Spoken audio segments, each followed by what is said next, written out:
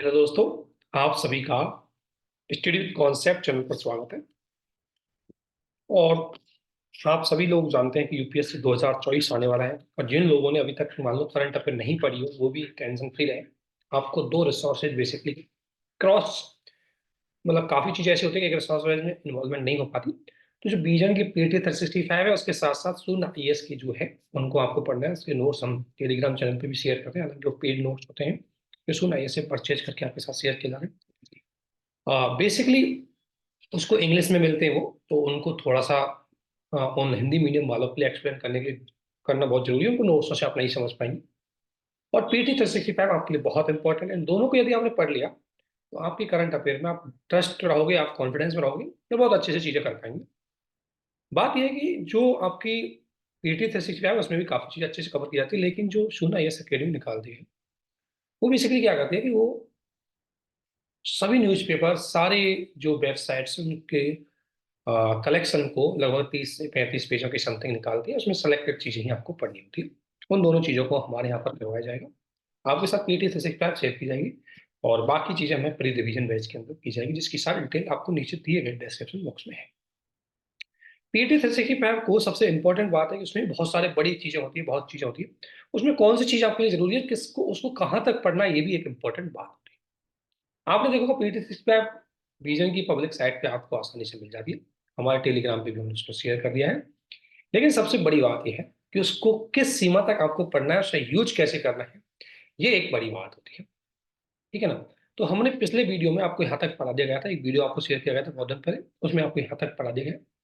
उससे आगे कोशिश करेंगे कि आज इसके बड़े पार्ट को इसमें कवर किया जाए और वो सेलेक्टेड चीजें जो आपको यहाँ पर पढ़ने की जरूरत है। देखो, जो चीजें आप ऑलरेडी स्टैटिक पार्ट में पढ़ चुके हो उसको यहाँ पर कवर कर नहीं किया जाएगा, क्योंकि ऑलरेडी वो आपके स्टैटिक पार्ट में आपने पढ़ रखी होगी।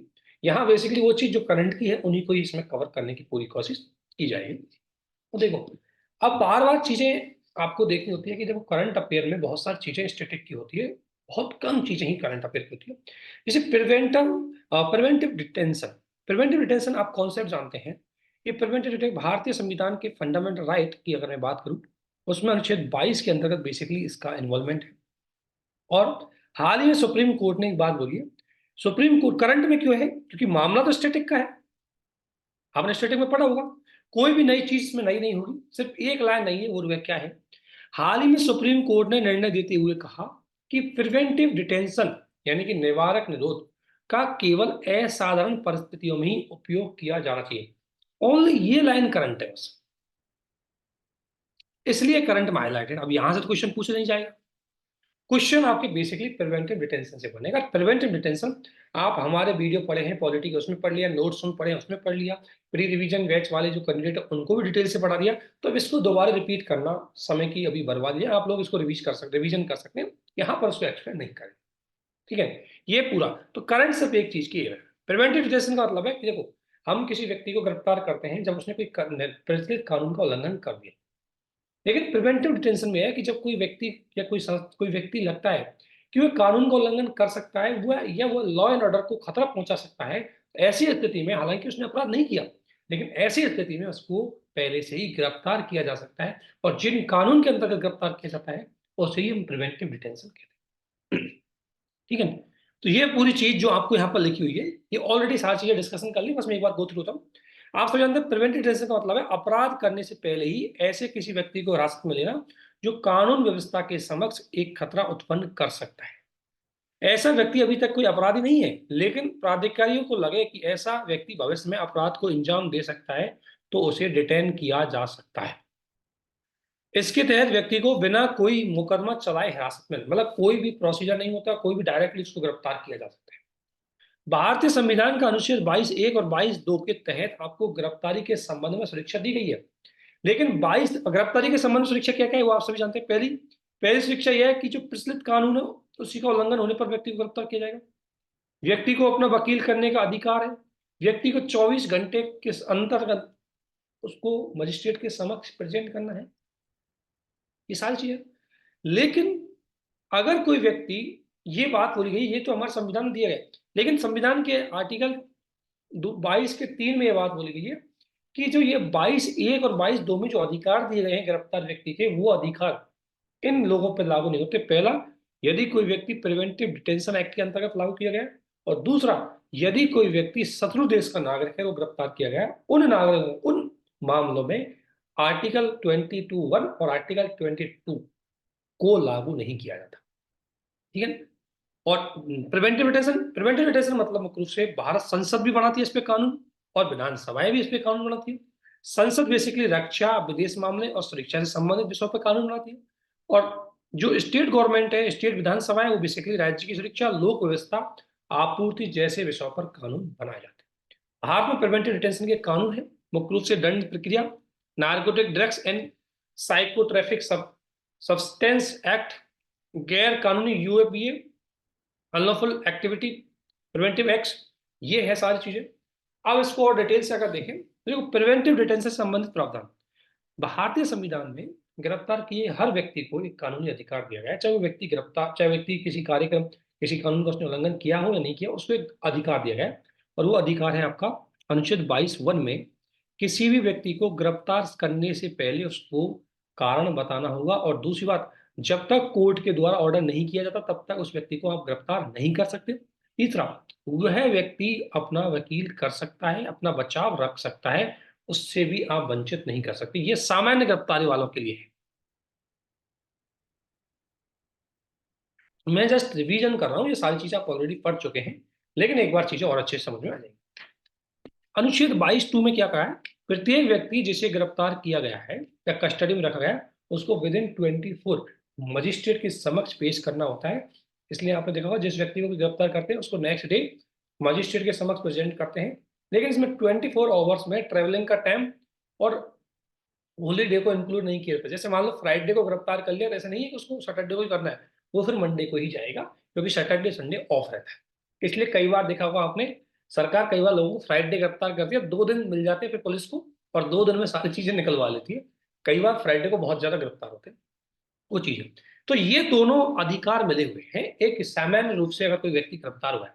लेकिन ये दोनों लागू नहीं होते किस पे? जो आर्टिकल 23 में बोला है कि दोनों उन व्यक्तियों पर लागू नहीं होती, तो या तो शत्रु देश का नागरिक हो, या वो प्रिवेंटिव डिटेंशन के तहत गिरफ्तार हो। 22 के 4 में बोला गया कि अगर कोई व्यक्ति प्रिवेंटिव डिटेंशन के तहत गिरफ्तार रखा गया तो 3 महीने तक आप उसको रख सकते हो गिरफ्तार। बताओ, कोई भी कारण मत बताओ, कुछ भी मत बताओ, उसको छुपा दो 3 महीने तक जेल में। ठीक है ना? इसके बाद अगर उसको ज्यादा रखना है तो एक सलाहकार बोर्ड का गठन किया जाएगा, और सलाहकार बोर्ड रिकमेंडेशन करेगा कि इसको 3 महीने से अधिक रखना है या नहीं रखना। इसके अलावा इसी में और आगे बात बोली गई है कि उसको भी वकील करने का अधिकार है, लेकिन बाद में वो भी वकील कर सकता है, उसको भी गिरफ्तारी के बाद में कारण बताया जा सकता है, पहले नहीं। ठीक है ना? और इसके बाद बोला गया है कि 22 के 7 में बोला गया कि यदि किसी व्यक्ति को सलाहकार बोर्ड के 3 महीने से अधिक के लिए रिटेन किया जाता है, तो देखो, नॉर्मली ये है कि कोई व्यक्ति का रिटेन करना है तो 3 महीने तक रखा जाता है। लेकिन संसद के द्वारा यदि कोई कानून बना दिया कि भाई इसको 3 महीने से ज्यादा गिरफ्तार कर सकते हैं, तो 3 महीने से ज्यादा गिरफ्तार कर सकते हैं, पहली बात। दूसरा, अगर कानून नहीं है 3 महीने से ज्यादा गिरफ्तारी का, तो सलाहकार बोर्ड यदि रिकमेंडेशन करता है तो भी 3 महीने से ज्यादा उसको गिरफ्तार किया जा सकता है। पॉइंटों को ध्यान से सुनना, गड़बड़ी नहीं करना। यानी कि ऐसे डिटेंशन की अधिकतम अवधि कितनी होगी, ये संसद द्वारा डिसाइड किया जा सकता है, और परिस्थितियां, व्यक्तियों के वर्ग और ऐसे मामले जिन पर कौन सा कानून लागू होगा, ये भी संसद के द्वारा निर्धारित किया जाता है। दोस्तों, एक चीज आपको ध्यान में रखनी है, जो प्री में, अगर कई लोग जिनका प्री में बहुत अच्छी तैयारी होती है फिर भी फेल हो जाते हैं, उनका सबसे बड़ा कारण होता है कि उनका शब्दों को लेकर के समझ थोड़ी कमजोर होना, और थोड़ा ऊपरी सतह से उनको पढ़ाई करना। अगर आप किसी भी टॉपिक को पढ़ो तो देखो, यहाँ एक ही स्टेटमेंट को अच्छे से पढ़ो, क्योंकि यही स्टेटमेंट क्वेश्चन में बन के आएगा। जैसे नॉर्मल जनरल लैंग्वेज में हम क्या याद करते हैं कि प्रिवेंटिव डिटेंशन के अंतर्गत आप 3 महीने से ज्यादा गिरफ्तार नहीं कर सकते सलाहकार बोर्ड की अनुमति के बिना। लेकिन ये बात पूरी तरह सत्य नहीं है। 3 महीने से ज्यादा आप सलाहकार बोर्ड की सलाह के बिना भी गिरफ्तार कर सकते हैं। ऐसी परिस्थिति में जब संसद ऐसी परिस्थिति में जब संसद ऐसी परिस्थिति में जब संसद मुख्य रूप से कोई कानून पहले से लिख दे कि हम 3 महीने से ज्यादा उसको गिरफ्तार कर सकते हैं, तो संसद उस कानून के माध्यम से उसकी गिरफ्तारी 3 महीने से ज्यादा भी बढ़ा सकती है। ये बात आपको ध्यान में रखना है। ठीक है, आगे। ये बात मैं बेसिकली खान, ये हो गया। इसके अलावा इसको लेकर के सुप्रीम कोर्ट ने प्रिवेंटिव डिटेंशन को लेकर कई बार मामला, पहला मामला सबसे पहले AK गोपालन को गिरफ्तार किया गया था प्रिवेंटिव डिटेंशन के अंतर्गत जब द्रविडियन आंदोलन चल रहा था दक्षिण भारत में, उस समय इसको जो मद्रास गवर्नमेंट है उसका प्रिवेंटिव डिटेंशन एक्ट था, नेशनल सिक्योरिटी एक्ट, इसके अंतर्गत इसको गिरफ्तार किया गया था। इसके बाद और सुप्रीम कोर्ट ने इस बात को एक्सेप्ट भी किया कि ठीक है, प्रिवेंटिव डिटेंशन में आप गिरफ्तारी कर सकते हैं यदि राज्य की सुरक्षा जरूरी है तो। दूसरा, सिब्बल लाल बनामर उत्तर प्रदेश राज्य, इसमें सुप्रीम कोर्ट ने कहा था कि अदालत डिटेन करने की वास्तविकता या डिटेन करने के लिए कोर्ट में पेश किए तथ्यों की जांच करने में सक्षम नहीं है। सुप्रीम कोर्ट ने कहा कि अदालत, मुख्य रूप से यह है कि अदालत के पास ये पावर नहीं है कि उसको डिटेन किए गए क्या कारण है उसको नहीं चेक करेगी बेसिकली ज्यादा, अगर हम रिटेन किए तो, और क्या तथ्य उनकी भी जांच नहीं करेगी। ये बात सिब्बल लाल बनाम उत्तर प्रदेश राज्य में बोला। इसके बाद आया था ये कोर्ट, ये डिसीजन ज्यादा याद करने की जरूरत नहीं है, ठीक है, इनको ज्यादा याद नहीं करने की जरूरत नहीं। आप सिंपल सा क्या करना है, एक बार इनसे गो थ्रू हो सकते हैं, आपको क्वेश्चन तो यहीं से बनेगा। अगला कह रहा है, शंभुनाथ शंकर बनाम पश्चिम बंगाल में क्या हुआ कि प्रिवेंटिव डिटेंशन की अवधारणा अपने आप में कठोर है और संविधान में गारंटी तक मौलिक अधिकार है, लेकिन कभी कभी देश की सुरक्षा बढ़ा, यानी कि दो चीज आती है। देखो आप सभी जानते हैं प्रिवेंटिव डिटेंशन में सरकार कई बार ऐसे लोगों को गिरफ्तार कर लेती है जो सरकार के विरुद्ध में बोलते हैं। अब वो भाई सरकार की आलोचना करना लोकतंत्र का अधिकार है, आप उसको ही दबा दोगे तो कैसे लोकतंत्र काम कर पाएगा। कई बार इनका मिसयूज बहुत ज्यादा होता है, इसलिए कहा था कि इससे फंडामेंटल राइटों भी सीमित होते हैं, बहुत सारी चीजें दिक्कत आती है। तो इन दोनों में एक संतुलन होना चाहिए, ये बात शंभुनाथ शंकर बनाम पश्चिम बंगाल राज्य में। हालांकि मैंने पढ़ा था सारी चीजें आप नॉर्मली पढ़ते ही हो, ये already you have read all things, ठीक है। अगला आता है पर्सनैलिटी राइट्स, व्यक्तित्व अधिकार। अब देखो ये सारी चीजें पढ़ रखी हैं आपने, कोई नई चीज नहीं है, बस करंट में एक लाइन क्या है, हाल ही में दिल्ली हाई कोर्ट ने बॉलीवुड के एक प्रसिद्ध अभिनेता के व्यक्तित्व अधिकारों को तीसरे पक्ष द्वारा दुरुपयोग किए जाने पर संरक्षण प्रदान किया है। बात क्या है व्यक्तित्व, देखो एक तो होता है आपका इंडिविजुअल राइट, वो अलग है, ये पर्सनैलिटी राइट अलग है। पर्सनैलिटी राइट से मतलब है निजता का अधिकार है, संपत्ति का अधिकार जो किसी व्यक्ति के व्यक्तित्व की सुरक्षा करता है। इसमें किसी व्यक्ति की व्यक्तित्व का नाम हो सकता है, किसी व्यक्ति का आप नाम यूज कर रहे हैं, आवाज यूज कर रहे हैं, हस्ताक्षर, छवि, ऐसी चीजें अगर आप जो सेलिब्रिटीज है उसका यदि मिस यूज कर रहे हैं तो इसका मतलब आप उस व्यक्ति के व्यक्तित्व का उल्लंघन कर रहे हैं। भारत में एक सबसे बड़ी बात है, इस चीज को देखें, देश में व्यक्तित्व का अधिकार किसी भी कानून में स्पष्ट रूप से उल्लेखित नहीं किया गया है उसके संरक्षण को लेकर के, लेकिन निजता का अधिकार और संपत्ति का अधिकार भारतीय संविधान में था। संपत्ति का अधिकार अभी दोस्तों आर्टिकल 301 में है, ये एक फंडामेंटल राइट नहीं है, लेकिन निजता का अधिकार आपका फंडामेंटल राइट है, ये आर्टिकल 21 में है, जिसे पुट्टा स्वामी केस में जोड़ा गया था। यानी व्यक्तित्व के अधिकार दो प्रकार के होते हैं, एक एक है राइट टू पब्लिसिटी और एक है राइट टू प्राइवेसी। दोनों चीजें, एक तो आप चीजें पब्लिश करना चाह रहे हो और एक किसी चीज को प्राइवेसी करना चाहते हो, दोनों क्या।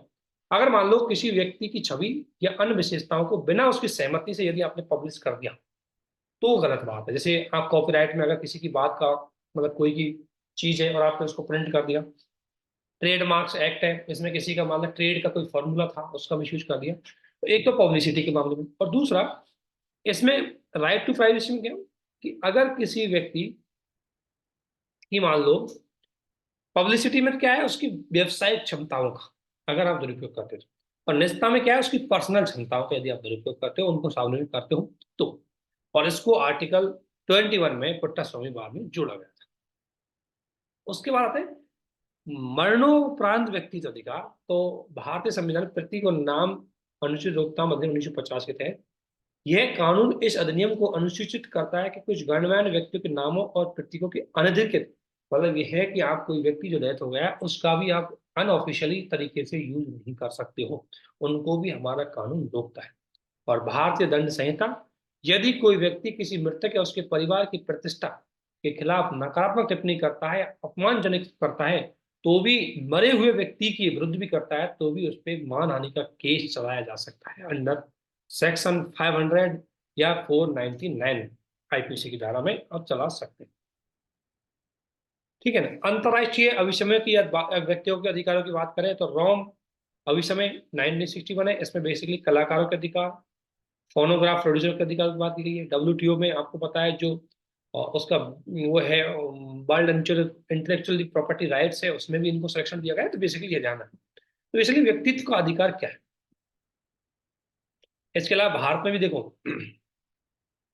व्यक्तित्व के अधिकार के संविधान में क्या प्रावधान है, तो मैंने ऑलरेडी डिस्कशन किया। एक तो आर्टिकल 21 में व्यक्ति के जीवन के अधिकार की सुरक्षा दी गई है, जिसमें कहा गया है कि किसी भी व्यक्ति को उसके प्राण और दैहिक स्वतंत्रता से कानून द्वारा स्थापित प्रक्रिया, कौन सी प्रक्रिया? कानून द्वारा स्थापित। और कानून द्वारा स्थापित मतलब संसद के कानून के माध्यम से ही आप वंचित कर सकते हो, अन्य प्रक्रिया से आप किसी को वंचित नहीं कर सकते। अगर संसद ने कोई कानून बनाया, जैसे मान लो संसद ने कानून बनाया कि इस स्थिति में किसी व्यक्ति के चीजों का आप यूज कर सकते हो, तो वहां पर आपको परमिशन होती है। इसके अलावा आर्टिकल 300 में, जैसे 44 संविधान संशोधन के द्वारा संपत्ति के अधिकार से हटा दिया गया था। पहले फंडामेंटल राइट था, इसको हटा दिया गया, कानून राइट है। इसमें भी लिखा है कि किसी भी व्यक्ति को उसकी संपत्ति के कानून, दो चीजें, एक तो व्यक्तित्व क्या है किसी व्यक्ति की, एक तो व्यक्ति की अपनी पर्सनैलिटी हो गई, एक व्यक्ति की अपनी अचीवमेंट हो गई, अचीवमेंट में उसकी संपत्ति आ गई। तो ये दोनों भी हमारे संविधान में वर्णित है। हमारे संविधान में क्लियर कट से पर्सनैलिटी राइटों की बात नहीं हुई, लेकिन दो अनुच्छेद ऐसे हैं, एक तो आर्टिकल 300 ए और एक आर्टिकल 21, जो कहीं ना कहीं व्यक्ति के अधिकारों की बात करते हैं और कहीं पर भी इसके अलावा नहीं। ठीक है ना? व्यक्ति के अधिकारों के संबंध में अगर सुप्रीम कोर्ट की कोई डिसीजन, थोड़ा ध्यान से सुन लीजिए। Deepa Jayakumar versus A L Vijayvad, इसलिए कोर्ट का डिसीजन को याद रखना है, कोर्ट का नाम ज्यादा याद नहीं रखना है। दीपा जयकुमार बनाम ए एल विजयवाद में सुप्रीम कोर्ट ने कौन सी बात बोली वो देखो। मद्रास हाई कोर्ट ने निर्णय दिया, किसी व्यक्ति की मृत्यु के साथ ही उसके व्यक्तित्व अधिकार भी समाप्त हो जाते हैं। ये बात 2019 में बोला था। इसके अलावा उस व्यक्ति के व्यक्तित्व अधिकार उसके कानूनी उत्तराधिकारियों को विरासत में नहीं मिल सकते। ये तो है, जैसे किसी व्यक्ति का व्यक्तित्व अधिकार है, मान लो किसी की आवाज, किसी की किताब, किसी की बहुत सारी चीजें हैं, तो बोला है कि वो उस चीज पर, उस व्यक्तित्व का अधिकार उसी के साथ खत्म हो जाते हैं, उसके परिवार को नहीं मिलता। ठीक है ना? वो विरासत में यूज नहीं कर सकते। यहाँ बात लिखी हुई है ना आपको, यहाँ मरणोपरांत, मरणोपरांत का मतलब है कि उसके प्रतीकों का मतलब उसके जो मरणोपरांत का मतलब, यहाँ तो उसका यूज हो ही नहीं सकता, वो उनका यूज नहीं कर सकता। लेकिन व्यक्तित्व अधिकारों का मतलब है कि यहाँ पर भी उसका प्रयोग नहीं कर सकते। साक्षी मलिक केस में सुप्रीम कोर्ट ने 2019 लिया कि किसी अन्य व्यक्ति की छवि या विशेष रूप से उसकी निजी छवि को उसकी सहमति के बिना आप उपयोग नहीं कर सकते। ठीक है? तो ये दो तीन चीज आपको ध्यान रखनी। हेट स्पीच, ये ऑलरेडी बहुत बार आप कर चुके होंगे इसको। सुप्रीम कोर्ट ने कहा कि हेट स्पीच की समस्या का स्थायी समाधान करने के लिए सभी हितधारक एक साथ आएंगे। अब हेट स्पीच की अगर बाहर की बात करें हम दोस्तों, तो क्या है इसका मामला? हेट स्पीच को भारत के किसी भी कानून के अंतर्गत पहली बात को परिभाषित नहीं किया गया, इट्स अनडिफाइंड। ये बात आपको ध्यान रखनी, क्या है? अनडिफाइंड, इसको कहीं पर भी डिफाइन नहीं किया है। दूसरा, हेट स्पीच को कॉमन शब्दों में बोलते हैं कि आपका ऐसा कोई अभिव्यक्ति जो चित्रों के माध्यम से, कार्टून के, मीम्स की वस्तुओं, हाव भाव, प्रतीक, या ऑनलाइन हो सकती है, ऑफलाइन हो सकती है, जिससे आप व्यक्तियों के समूह के विरुद्ध एक घृणा प्रदान करते हो, एक घृणा की स्थिति उत्पन्न करते हो। जनरल लैंग्वेज में उसे हेट स्पीच कहा जाता है, लेकिन इसको डिफाइन कहीं नहीं किया। भारत में हेट स्पीच को नियंत्रित करने के लिए कानून, एक तो भारत में संवैधानिक प्रावधान है, आर्टिकल 19(2) के 19(1) में सारी स्वतंत्रता दी गई है, 19(2) में हम प्रतिबंध लगाते हैं, और प्रतिबंध का आधार है लोक व्यवस्था, सदाचार, नैतिकता। इनके आधार पर हम रीजनेबल रेस्ट्रिक्शन लगा सकते हैं। तो रीजनेबल रेस्ट्रिक्शन हमारे संविधान में है, और हेट स्पीच का एक आधार हो सकता है इसको रोकने का। दूसरा, कुछ कानूनी प्रावधान है, जैसे आईपीसी की धारा, अभी भारतीय न्याय संहिता 2023 आई है, उसकी धारा 196 में लिखा हुआ है, धर्म, नस्ल, स्थान, निवास, भाषा, इसके आधार पर आप शत्रुता को बढ़ावा नहीं देंगे। यानी कि एक धर्म के बारे में दूसरे धर्म गलत तरीके से नहीं बोलेगा, क्योंकि इससे नफरत फैल, ये बात आईपीसी में लिखी हुई है। ठीक है? दूसरा, धारा 299, किसी भी वर्ग या धर्म में धार्मिक विश्वासों का आप अपमान नहीं कर सकते, उसको ठोस नहीं पहुंचा सकते। ठीक है ना? और जानबूझकर और दुर्भावना पूर्ण कृत्यों के लिए दंड को भी परिभाषित किया गया है। अगर इस तरीके की चीजें करते हैं तो इसके लिए दंड भी स्पष्ट रूप से बताएंगे। धारा 351, इसमें भी बोला गया है कि अगर शत्रुता गणना, बेसिकली आईपीसी में भी इसकी बात की गई है, इतना ध्यान रखें। और इसके साथ साथ आईपीसी को नाम चेंज हो गया, अभी आप सभी जानते हैं, उसको भारतीय न्याय संहिता बोलते हैं इसको। और नया एक्ट आया है, ये एक्ट भी एक बार थोड़ा सा हम देख लेंगे, करंट में आगे दिखाया गया। और दूसरा, इसमें संवैधानिक प्रावधान है वो भी है। इसके अलावा तीसरा, इसका जो इसको रोकने का प्रयास है वो किया गया है, लोक प्रतिनिधित्व अधिनियम 1951, जो मुख्य रूप से चुनाव से संबंधित है। इसमें बोला, इसकी धारा 8 क्या कहती है, इसकी धारा 8 क्या कहती है? कि ऐसे व्यक्ति को चुनाव लड़ने के लिए अयोग्य घोषित किया जा सकता है जो वाक व्यक्ति की स्वतंत्रता के अधिकार का गलत प्रयोग करता है। अगर कोई नेता ऐसा भड़काऊ भाषण दे देता है तो उसकी सदस्यता को रद्द किया जा सकता है, उसको चुनाव के लिए अयोग्य घोषित किया जा सकता है। ये बात 1951 के आरपीए एक्ट में स्पष्ट रूप से लिखी हुई है, उसकी धारा 8। इसके अलावा इसकी धारा 123(3)(a) और 125 में लिखा गया है कि निर्वाचन के संबंध में धर्म, मूलवंश, जाति, समुदाय और भाषा, इनके आधार पर शत्रुता फैलाने वाली गतिविधियों को एक भ्रष्ट चुनावी आचरण मानती है और साथ ही इन गतिविधियों को प्रतिबंधित करती है। अगर कोई व्यक्ति जाति के आधार पर, धर्म के आधार पर, मूल वंश के आधार पर, समुदाय के आधार पर, भाषा के आधार पर कोई नेता या कोई चुनावी कैंडिडेट गलत तरीके की चीजों को अगर बनाता है तो ये भी गलत मानी जाती है। ये चीज आपको ध्यान में रखनी है।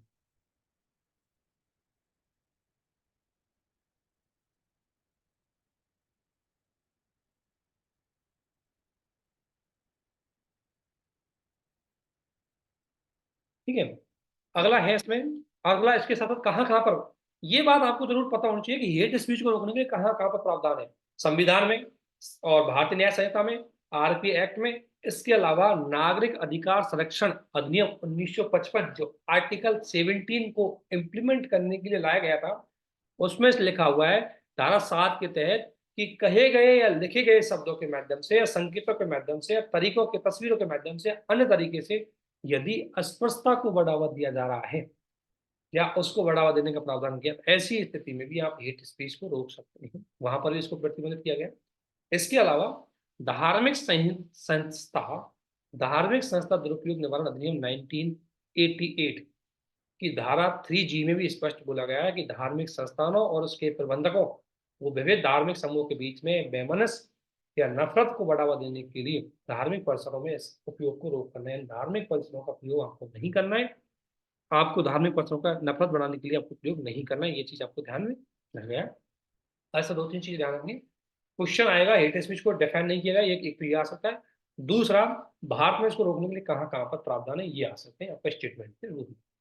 सुप्रीम कोर्ट ने कई जजमेंट इसको लेकर के आया था। सबसे पहला जजमेंट 2014 में सुप्रीम कोर्ट ने दिया, प्रवासी भलाई संगठन का केस था, जिसमें सुप्रीम कोर्ट ने कहा कि हेट स्पीच के नकारात्मक प्रभावों को पर संज्ञान लेते हुए गहन जांच के लिए विधि आयोग को सौंपा गया कि अगर हेट स्पीच, ये हेट स्पीच के नाम पर कई बार दुरुपयोग भी होता है। कई बार अगर कोई व्यक्ति थोड़ा अपना विचार, व्यक्ति की स्वतंत्रता का प्रयोग करता है तो हेट स्पीच के नाम पर उसकी स्वतंत्रता को दबा दिया जाता है। एक बात तो ध्यान रखना है।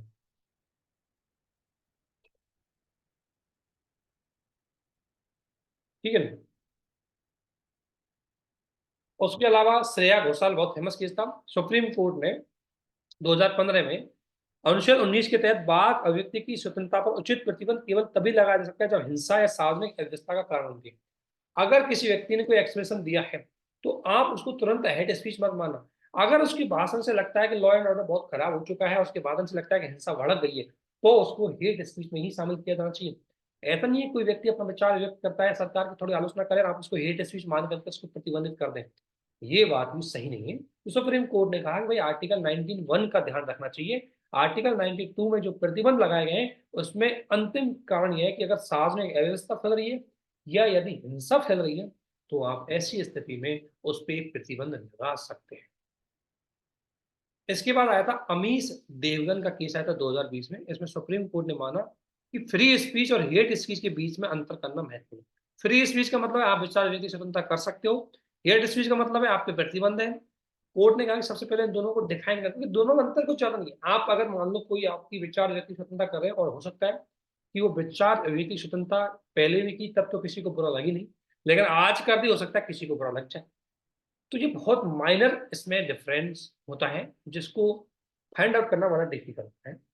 तो इसमें कहा गया, कोर्ट ने फ्री स्पीच के प्रतिस्पर्धी हितों को संतुलित करने और घृणा और सांप्रदायिक असामंजस्य के प्रसार को रोकने की आवश्यकता को रेखांकित किया।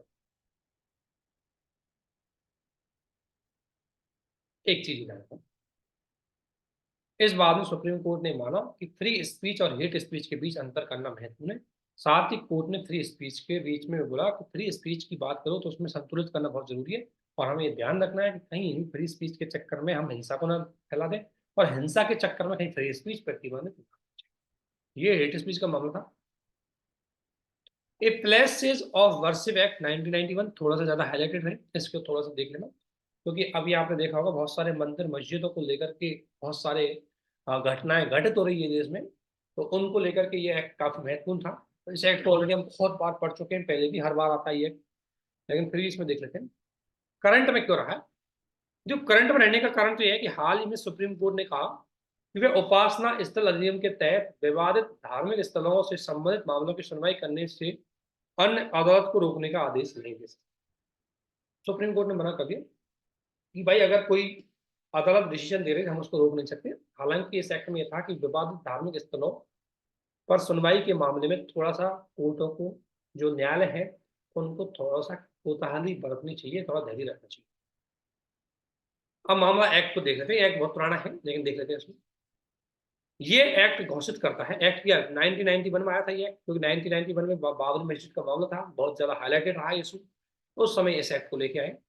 इस एक्ट में क्या बोला गया है, ये अधिनियम घोषित करता है किसी भी उपासना स्थल का धार्मिक चरित्र वही रहेगा जो 15 अगस्त 1947 को, इसमें कहा गया है कि 15 अगस्त 1947 को यदि कोई क्षेत्र, कोई जगह, कोई मंदिर था तो मंदिर ही रहेगा, अगर कोई मस्जिद था तो मस्जिद मस्जिद ही रहेगा, उसको कन्वर्ट नहीं कर सकता। इसमें कहा कि कोई भी व्यक्ति किसी धार्मिक संप्रदाय के उपासना स्थल को किसी अन्य धार्मिक संप्रदाय, किसी दूसरे वर्ग में परिवर्तित नहीं कर सकता। ये बात ध्यान रखनी। इस अधिनियम राज्य पर प्रत्येक उपासना स्थल के धार्मिक चरित्र को बनाए रखने का सकारात्मक दायित्व डालता है, राज्य को ऑर्डर देता है कि राज्य की जिम्मेदारी होगी कि जो धार्मिक स्थल जिस जिसका है उसको उसी उसका बनाए रखना चाहिए, उस पर उसको कन्वर्ट नहीं किया जाना चाहिए। इसके साथ इसमें बोला गया, ये घोषणा करता है कि उपासना स्थल के स्वरूप को परिवर्तन करने में सभी मुकदमे, अपील या कोई अन्य कार्रवाई जो 15 अगस्त 1947 को किसी अदालत या प्राधिकरण के सम्मिलित है, कानून लागू होते ही समाप्त हो जाएंगे। ये इसमें एक चीज कहा गई, अगर मान लें कोई केस चल रहा है, कोई कार्रवाई जो स्वतंत्रता से पहले चल रही थी, तो जैसे ही ये कानून लागू होगा सब समाप्त हो जाएगी, लेकिन असलियत में हो रहा है कि समाप्त होगी। इसी को लेकर के सुप्रीम कोर्ट में रिट लगी, तो सुप्रीम कोर्ट ने बोला कि भाई अदालत को यह पूर्ण अधिकार है कि वो इस मामले पर अपनी बात रख सकते हैं। इस मामले पर मुख्य रूप से अदालतें विवादित क्षेत्रों की भी सुनवाई कर सकती है, ये बात सुप्रीम कोर्ट ने बोली। इस अधिनियम की अब बात क्या है वो देखिए।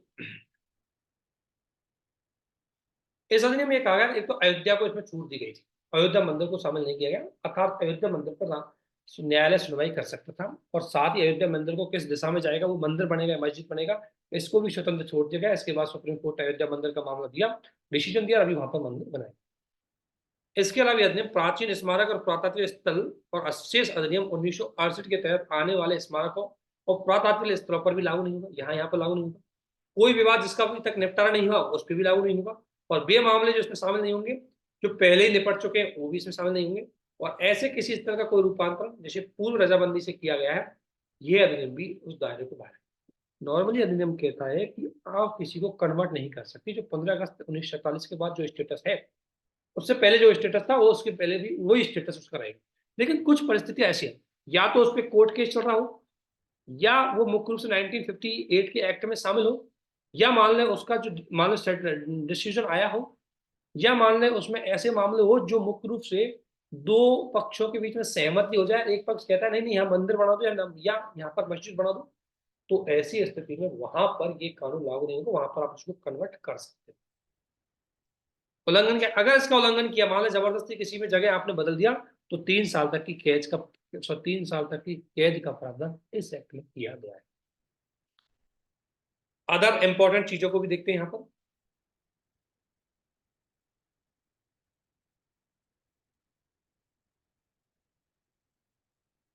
ये सारी चीजें मैं देखो जो करंट में मैं कोशिश कर रहा हूँ थोड़ा सा कम पढ़ाया जाए, जो स्टैटिक का पार्ट है उसको कम पढ़ाया जाए।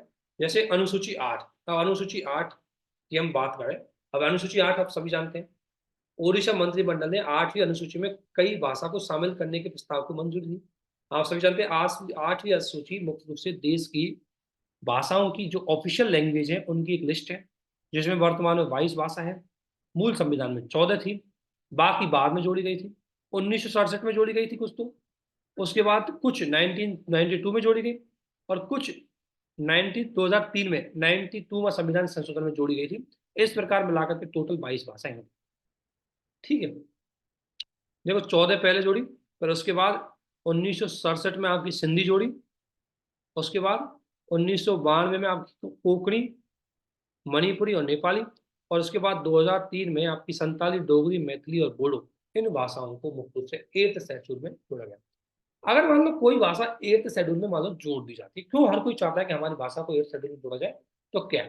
पहली बात तो भाषा को बढ़ावा देने के लिए सरकार सहयोग करेगी अगर आप 8th शेड्यूल में शामिल हो चुके हो। दूसरा, साहित्य अकादमी की आपको मान्यता मिल जाएगी, आपकी भाषाएं व्यापक स्तर पर उनका अनुवाद किया जाएगा उस भाषा में। राज्य विधानसभा और संसद में अगर कोई व्यक्ति चाहता है उस भाषा में बोलना तो बोल सकता है। अखिल भारतीय एग्जाम, अगर आप अखिल भारतीय, आपने देखा हो यूपीएससी में एक भाषा का पेपर लगता है और उस भाषा में वही भाषाएं आप चूज कर सकते हो भाषा के पेपर में जो 22 में शामिल होती है। अगर मान लें इसमें कुछ भाषा शामिल कर दी, ऐसी लोकल भाषा जैसे मान लें राजस्थानी अभी इसमें शामिल नहीं है, तो यदि मान लो राजस्थानी को उसमें शामिल कर दिया जाता है तो आप राजस्थानी में पेपर लिख सकते हो। कौन सा? लैंग्वेज का। तो इसलिए फायदा होता है। आरबीआई द्वारा जो नोटों पर जो नाम लिखा जाता है, नोटों पर बातें लिखी जाती है, वो 22 भाषाओं में लिखी जाती है। अगर कोई नई भाषा शामिल कर दी जाएगी तो उसको भी शामिल किया जाएगा, अर्थात ऑफिशियल लैंग्वेज होने के ये फायदे हैं। 9th शेड्यूल आप सभी ने सुना होगा, बहुत बार हम इसको बता चुके हैं। आप सभी जानते हैं इसको पहले संविधान संशोधन के द्वारा दोस्तों जोड़ा गया, अनुच्छेद 31B में जोड़ा गया। 9th शेड्यूल में बोला गया कि केंद्रीय और राज्य कानूनों को मुख्य रूप से मौलिक अधिकारों को लेकर के चुनौती यहाँ पर नहीं दी जा सकती। लेकिन सुप्रीम कोर्ट ने 2007 में एक डिसीजन दिया और बोला कि 24 अप्रैल 1973 से पहले के अगर कोई विषय अगर 9th शेड्यूल में जोड़े गए उनका मैं रिव्यू नहीं कर सकता, लेकिन 24 अप्रैल 1973 के बाद जो विषय शामिल किए गए उनका मैं रिव्यू कर सकता हूँ, क्योंकि 24 अप्रैल 1973 के बाद जो विषय इसमें जोड़े गए हैं वो सरकार से जानबूझ के जोड़े गए हैं बेसिक स्ट्रक्चर को बाईपास करने। इस कानून को न्यायालय के समक्ष चुनौती दी जाती है यदि वे संविधान के अनुच्छेद 14, 19 और 21 के तहत मूल अधिकारों के मूल ढांचे का उल्लंघन करते हैं तो इसका रिव्यू किया जा सकता है। इसका मतलब 24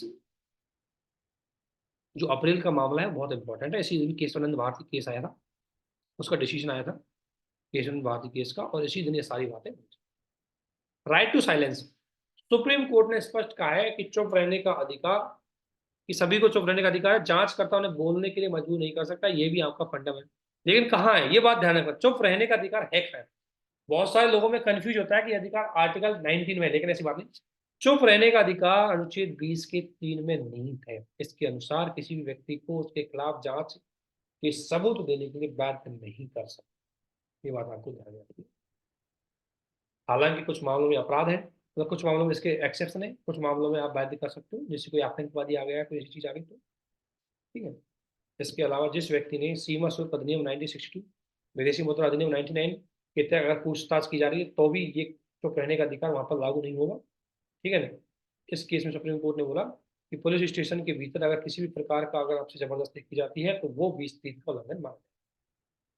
निजी क्षेत्र का प्रदर्शन का मामला बहुत ज्यादा चल रहा है।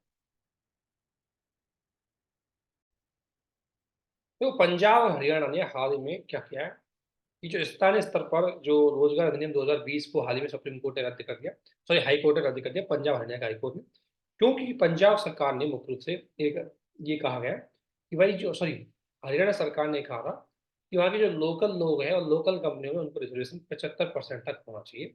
इसको लेकर के मामला चला गया हाई कोर्ट में। तो हाई कोर्ट ने कहा कि भारतीय संविधान के मौलिक अधिकारों का उल्लंघन है, इसलिए हम इसको रद्द करते हैं। और कौन से मौलिक अधिकार का उल्लंघन है आप सभी जानते हैं।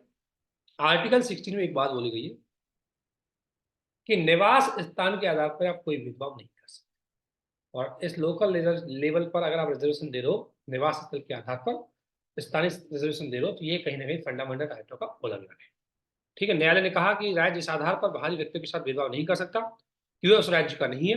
आंध्र प्रदेश जैसे कुछ राज्य वहां पर एक कानून लागू है जो कि कुछ राज्यों को ये सुविधा दी गई है, लेकिन ध्यान रखना स्थानीय क्षेत्र में रोजगार देने का अधिकार संसद को है। संसद कानून बना करके निर्धारित कर सकती है कि वहां पर मूल निवास स्थान नौकरियों के लिए जरूरी है, तो ऐसी स्थिति में वहां पर मूल निवास स्थान जरूरी हो जाता है। लेकिन चूंकि यह कानून हरियाणा विधानसभा ने बनाया था इसलिए इसको असंवैधानिक घोषित कर दिया।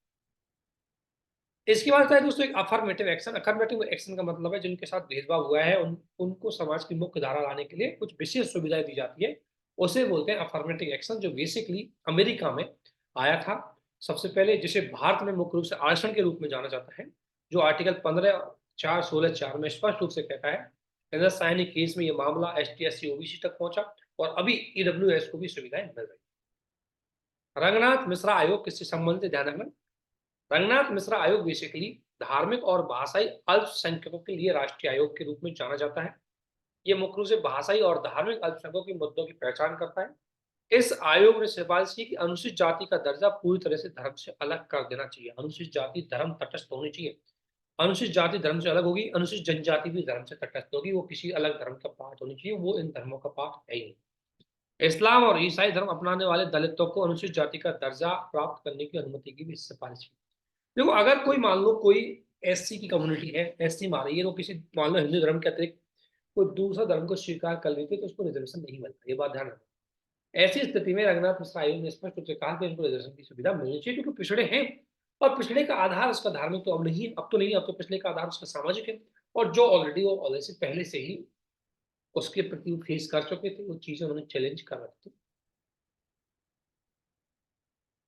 आर्टिकल 355 आप सभी जानते हैं, भारतीय संविधान के भाग 18 में है, जो आपातकाल संबंध है। इसके अंतर्गत कहा गया है कि संघ सरकार का ये दायित्व हो, इसका सेंट्रल गवर्नमेंट का, यूनियन गवर्नमेंट का ये दायित्व होगा, वह राज्य को बाहरी आक्रमण और आंतरिक अशांति से राज्य की रक्षा करेगा। राज्य का मतलब यूपी, MP, छत्तीसगढ़ जो भी है। और साथ ही संघ का दायित्व है कि प्रत्येक राज्य की सरकार के संवैधानिक 3 चीज चेक करेगा। पहला, वो बाहरी आक्रमण को देखेगा, दूसरा आंतरिक अशांति को देखेगा, और तीसरा कि राज्य का जो कानून व्यवस्था चल रही है क्या वो संवैधानिक प्रावधानों के अनुसार चल रही है या नहीं चल रही। और इसको चेक करने वाली वहां अथॉरिटी कौन होती है, गवर्नर होता है। गवर्नर चेक करता है। ठीक है। इसके बाद आता है right to walk. Right to walk मतलब पैदल चलने के अधिकार को लागू करने वाला देश पहला राज्य बन गया। और हाल ही में national highway authority of India ने सभी एजेंसियों को स्पष्ट रूप से बोला है कि भाई जहां भी आप सड़क बनाए वहां फुटपाथ जरूर बनाए। तो पैदल चलने का अधिकार व्यक्ति का फंडामेंटल राइट है। पंजाब सरकार इसको लागू कर रहा है। That's not fundamental right, it is just a legal right। क्योंकि फंडामेंटल राइट होगा तो सभी जगह लागू होता है, लेकिन लीगल राइट के रूप में इसको स्वीकार किया गया। इसके बाद आते हैं इसमें बेसिकली हमारे संसद, राज्य विधानमंडल और स्थानीय सरकारों की जो फंक्शनिस्टिटी है, जो फंक्शनिंग है, उससे संबंधित कुछ महत्वपूर्ण चीजें आते हैं, उनके क्वेश्चन आपको ध्यान में रखने हैं। देखो, संसद के मानसून सत्र में केंद्र सरकार के खिलाफ एक अविश्वास प्रस्ताव लाया गया। अब देखो, ये ओनली करंट है, नो कॉन्फिडेंस मोशन, ये ओनली क्या करंट है, इसके अलावा आपका सारा स्टैटिक पार्ट।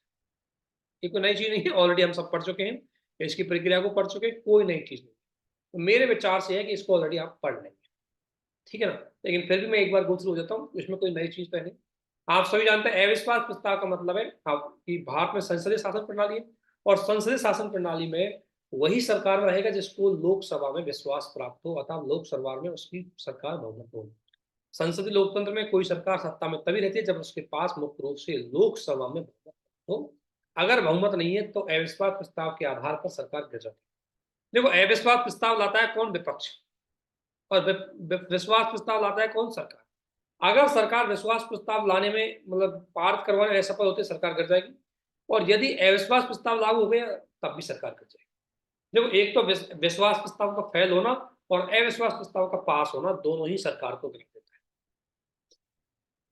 है। अविश्वास प्रस्ताव केवल लोकसभा में उस सदन के किसी सांसद द्वारा ही लाया जा सकता है। ध्यान रखना, कोई और कोई नहीं ला सकता, लोकसभा के सांसदों द्वारा ही लाया जाता है, केवल लोकसभा में ही लाया जाता है। इसी प्रकार केवल विधानसभा में लाया जाता है, और केवल विधानसभा के सांसदों के द्वारा ही इसको लाया जा सकता है, और कोई नहीं ला सकता। संवैधानिक प्रावधान क्या है थोड़ा देखो। अनुच्छेद 75(3) में क्या लिखा हुआ है, 75 के सब क्लोज 3 में लिखा हुआ है कि मंत्रिपरिषद लोकसभा के प्रति सामूहिक रूप से उत्तरदायी होगी। ध्यान रखना, मंत्रिपरिषद कलेक्टिव रूप से किसके प्रति उत्तरदायी होती है, लोकसभा के रूप से, और इंडिविजुअल रूप से किसके प्रति उत्तरदायी होती है, प्रेसिडेंट ऑफ इंडिया। ये ध्यान रखना, छोटी छोटी टेक्निकल मिस्टेक्स जो आपसे होती है क्वेश्चन गलत करना, ठीक है ना। इसी प्रकार राज्य सरकार का यह दायित्व है कि वो मंत्रिपरिषद राज्य की राज्य विधानसभा के प्रति उत्तरदायी होती है। लोकसभा के नियमों में क्या लिखा हुआ है, नियम 98 में कि मंत्रिपरिषद में अविश्वास प्रस्ताव के संबंध में प्रावधान किया गया। लोकसभा नियमों में अविश्वास प्रस्ताव किस तरीके से प्रोसीजर होगा, इसकी पूरी डिटेल मुख्य रूप से लोकसभा नियमों में दी गई है। अविश्वास प्रस्ताव का कोई आधार नहीं, सरकार कोई भी विपक्ष कभी भी ला सकता है, कोई आधार नहीं चाहिए। भाषण जब तक सदन का प्रस्ताव पेश करने की अनुमति नहीं दी जाती तब तक उस पर भाषण नहीं किया जाता, मतलब उस पर केवल डिस्कशन तब तक नहीं हो जब तक उसको प्रेजेंट करने की अनुमति नहीं। दोबारा अविश्वास प्रस्ताव पर चर्चा होने और सदन द्वारा उसे अस्वीकार कर दिया जाए तो उसी सत्र में दूसरा अविश्वास प्रस्ताव, एक सेशन में एक सत्र में केवल एक बार ही अविश्वास प्रस्ताव आता है। ये पॉइंट आपको बिल्कुल ध्यान में रखना है।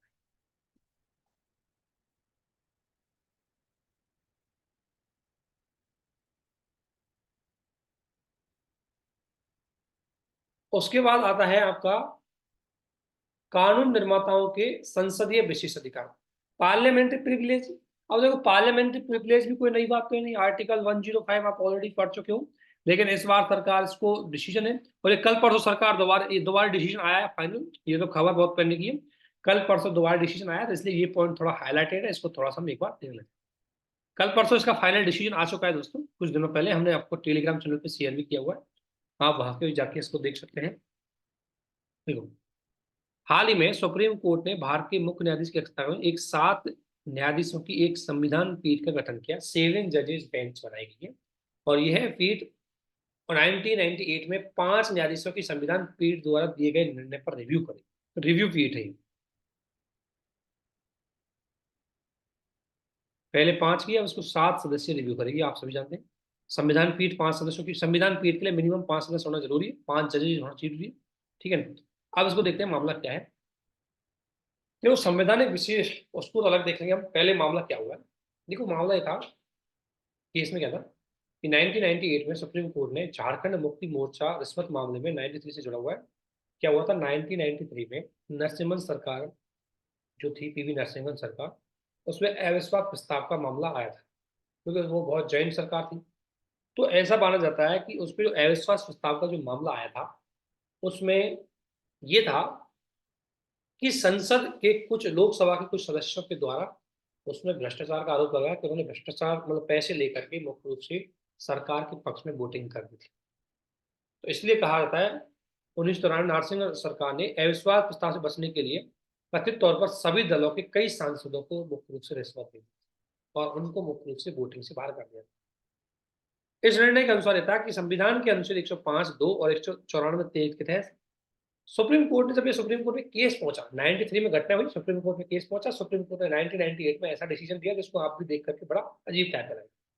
सुप्रीम कोर्ट ने कहा कि अगर कोई सांसद या विधायक को कानूनी उन्मुक्ति है उसके संसदीय विशेष अधिकारों के अंतर्गत किसी भी भाषण या मत के विरुद्ध रिश्वत के आरोप में आपराधिक मुकदमे में संरक्षण प्रदान है, यानी कि अगर देखो उसने भ्रष्टाचार लिया है, लेकिन सुप्रीम कोर्ट ने कहा कि देखो उसने संसद के अंतर की कार्रवाई को लेकर के उसने भ्रष्टाचार, कार्रवाई को लेकर के उसने भ्रष्टाचार लिया, ऐसे मामले में हम उस पर हस्तक्षेप नहीं कर सकते क्योंकि वो विशेष अधिकारों का संरक्षण उसको मिला हुआ है। तो ऐसी स्थिति में ये सभी बच गए मामले से। अब हाल ही में सुप्रीम कोर्ट में दोबारा रिव्यू लगी कि भाई ये गलत सुप्रीम कोर्ट का डिसीजन था, इसको रिव्यू किया जाए, तो उसको लेकर के सुप्रीम कोर्ट ने हाल ही में दोबारा जजमेंट सुनाया और सुप्रीम कोर्ट ने बोला कि अगर किसी ने रिश्वत लेकर के वोटिंग की है तो उसके लिए पेमेंट, उसको मुख्य रूप से विशेष अधिकारों की सुरक्षा नहीं मिलेगी और उसको अपराधी माना जाएगा। ये बात अभी बोली गई, ठीक है। अब क्वेश्चन आपका एक तो ये आ जाएगा क्या बात सुप्रीम कोर्ट की रही है, दूसरा क्वेश्चन आएगा आपका विशेष अधिकारों को लेकर। देखो विशेष अधिकार संसद को कई जगह से मिलते हैं, लोग सब सांसद हैं या विधानसभा के सदस्य हैं, एक तो संविधान ने दिए, कुछ संसदीय कानूनों के माध्यम से और कुछ संसदीय प्रक्रियाओं के माध्यम से, परंपराओं के माध्यम से मिले।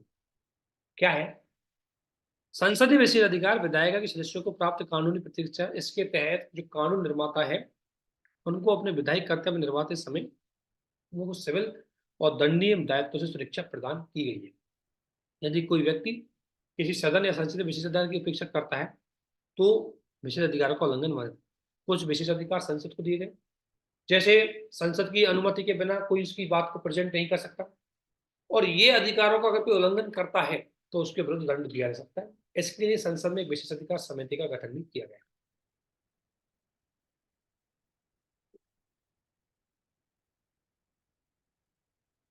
लेकिन सबसे बड़ी समस्या क्या है कि वो प्रिविलेज है क्या है, ये डिफाइन है, इनको अभी तक संहिताबद्ध नहीं किया गया। केवल संसद को ही सुनिश्चित करने का अधिकार है कि कौन सा विशेष अधिकार का उल्लंघन है और कौन सा सदन की अवमानना अथवा नहीं। न्यायालय कोई सबकी सौंपी नहीं है। अगर मान लो कोई व्यक्ति मान लो एक तो विशेषाधिकार का उल्लंघन कर रहा है या एक संसद का कंटेम्प्ट कर रहा है, इन दोनों में ज्यादा अंतर वैसे है नहीं है, और इन दोनों में संसद ही डिसाइड करेगी कि किसने कंटेम्प्ट किया, किसने विशेषाधिकार का उल्लंघन किया है। न्यायपालिका इसमें कोई इंटरफेयर नहीं कर सकती, क्योंकि ये शक्ति पृथक्करण के अंतर्गत ये मामला पूरी तरह संसद पर निर्भर करता है। सदन का कोई भी सदस्य सभापति या अध्यक्ष की सहमति से विशेषाधिकार हनन का मामला उठा जा सकता है। अब वो विशेषाधिकार है क्या? देखो, आर्टिकल 105 में संसद के दोनों सदनों और उसके सदस्यों तथा समितियों की शक्तियों और विशेषाधिकार का मामला दिया गया। ध्यान रखना, ये विशेषाधिकार न केवल सदस्यों को होते हैं बल्कि संसदीय समितियों को भी विशेषाधिकार प्राप्त होते हैं। राज्य विधानसभाओं के लिए अनुच्छेद 194 में दी गई है। अनुच्छेद 105 के 2 में क्या कहा है कि कोई भी सांसद किसी भी सदन के प्राधिकार के तहत प्रकाशित किसी भी प्रतिवेदन, पत्र, मतपत्र या कार्रवाई के संबंध में उत्तरदायी नहीं रहेगा। यदि मान लो किसी सांसद ने संसदन में कोई भी मान लो चीज बात बोली गई है, कोई एक्सप्रेशन किया गया है, कोई चीज दी गई है, उसके लिए वो मुख्य रूप से कोई उत्तरदायी नहीं रहेगा, उस पर कोई कार्रवाई नहीं की जा सकती। यही बात मुख्य रूप से विधानसभाओं के लिए। इसके अलावा संसद में बोलने की स्वतंत्रता, कोई सांसद संसद में कुछ भी बोल सकता है, उसमें कोई प्रतिबंध नहीं है, और उसके द्वारा सदन में बोली गई बात पर न्यायपालिका में कोई कार्रवाई नहीं हो सकती। इसलिए आपने देखा होगा, अगर कोई ज्यादातर नेता है जो भी बोलना होता है वो संसद में ही बोलते हैं, सदन भवन में ही बोलते हैं, बाहर आके नहीं बोलते। उनको पता है बाहर आके बोला तो कंटेम्प्ट केस लग जाएगा, और यदि बाहर न्याय अगर मैंने मुख्य रूप से सदन सदन के अंतर्गत बोला, सदन में बोला, तो वहां पर संसद या विशेष अधिकारों के अंतर्गत मुख्य रूप से मैं बच जाऊंगा। तो यह स्वतंत्रता बोली गई है। और हाल ही में हालांकि 121 सदस्यों को सुप्रीम कोर्ट, हाई कोर्ट के न्यायाधीशों के आचरण पर चर्चा करने से रोकता है। एक चीज और वाली बोली गई है इसमें, देखो, कि कोई भी सदस्य, अनुच्छेद 105 में बोला गया कि उसको संसद में बोलने की स्वतंत्रता है। लेकिन एक बात से बोली गई, अनुच्छेद 118 स्वतंत्रता संविधान के प्रावधानों संसद के नियमों प्रक्रिया का अधीन है। यानी कि स्वतंत्रता पर कुछ प्रतिबंध है। उस प्रतिबंध आर्टिकल 118 में, आर्टिकल 121 में लगाया। 121 में प्रतिबंध है कि कोई भी सांसद या कोई भी विधायक सदन में न्यायपालिका से संबंधित कोई कमेंट नहीं, सुप्रीम कोर्ट, हाई कोर्ट के न्यायाधीशों को लेकर कोई कमेंट नहीं कर सकते। स्वतंत्र है, आप बोलिए, सरकार के विरुद्ध बोलिए, जनता के विरुद्ध बोलिए, कुछ भी बोलिए, लेकिन हाई कोर्ट और सुप्रीम कोर्ट के न्यायाधीशों के विरुद्ध कुछ भी बोलिए। अनुच्छेद 122 में एक बात बोली गई कि न्यायपालिका प्रक्रिया की कथित अनियमितता के आधार पर संसद की किसी भी कार्रवाई की वैधता की जांच नहीं कर सकती। अब न्यायपालिका पे प्रतिबंध है कि न्यायपालिका खुद अगर मान लो संसद में क्या हो रहा है उस पर कोई जांच नहीं कर सकती। यानी कि ये चीजें क्यों अपनाई गई है, ये शक्ति पृथक्करण के लिए अपनाई गई है कि न्यायपालिका अपना काम करे और विधायिका अपना काम करे। विधायिका की कार्यप्रणाली अपनी जैसी है, न्यायपालिका की अपनी जैसी है, लेकिन दोनों एक दूसरे के मामले में हस्तक्षेप नहीं करेंगे। संसद द्वारा कई कानून बनाए गए।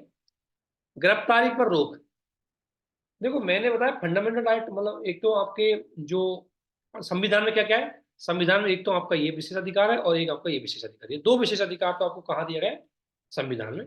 और ठीक है, और इसके अलावा कुछ विशेष अधिकार जो आपको संसद के कानूनों में जोड़े गए। ये तीसरा हो गया गिरफ्तारी पर रोक। तो गिरफ्तारी पर रोक, ये बात आपके संविधान में नहीं लिखी गई है, इसको मुख्य रूप से संसद के कानून द्वारा लागू किया गया, जिसके अंदर कहा गया कि सिविल प्रक्रिया 1908 में प्रावधान किया है, किसी कानून निर्माता कौन होते हैं, सांसद या विधायक, को सदन के सत्र से 40 दिन पहले और सदन के सत्र या सत्र के स्थगन से 40 दिन बाद तक गिरफ्तार नहीं किया जा सकता। ये बात ध्यान में। दूसरा, हालांकि ये विशेष अधिकार दीवानी मामलों तक है। अगर किसी के विरुद्ध आपराधिक कार्रवाई चल रही है तो ये मामला उस व्यक्ति को गिरफ्तार कर सकते हैं, उसको अधिकार नहीं मिलेगा उस सांसद को। अगर मान लें किसी ने क्रिमिनल एक्टिविटी किया तो उसको गिरफ्तार किया जा सकता है, ठीक है, लेकिन 40-40 दिन का अंतर है, ठीक है ना। तो इसलिए जो संजय सिंह किए गए थे वो 40 दिन के बाद ही गिरफ्तार किए गए थे। इसके अलावा कुछ विशेषाधिकार सदनों के नियमों में भी है। प्रक्रिया, नियम और दृष्टांतों पर आधारित विशेष, सदन को किसी भी दंड देने, आरोप और अपराध के लिए किसी सदस्य की गिरफ्तारी, हिरासत, दोषसिद्धि, कारावास, रिहाई के संबंध में तत्काल जानकारी। अगर मान लो न्यायपालिका किसी को कोई दंड देती है तो तुरंत उसकी इंटीमेशन न्यायपालिका को कहाँ करना होगा, सदन में करना होगा, संसद में करना, ठीक है। और अज्ञात व्यक्ति को बाहर करने का अधिकार, सदन के अगर मान लो सदन में कोई गैर सरकारी सदस्य है और जो सदन का सदस्य नहीं वो है, तो तो उसको भी मुख्य रूप से संसद के पास ये होती है पावर कि वो उनको सदन से बाहर कर सकता है।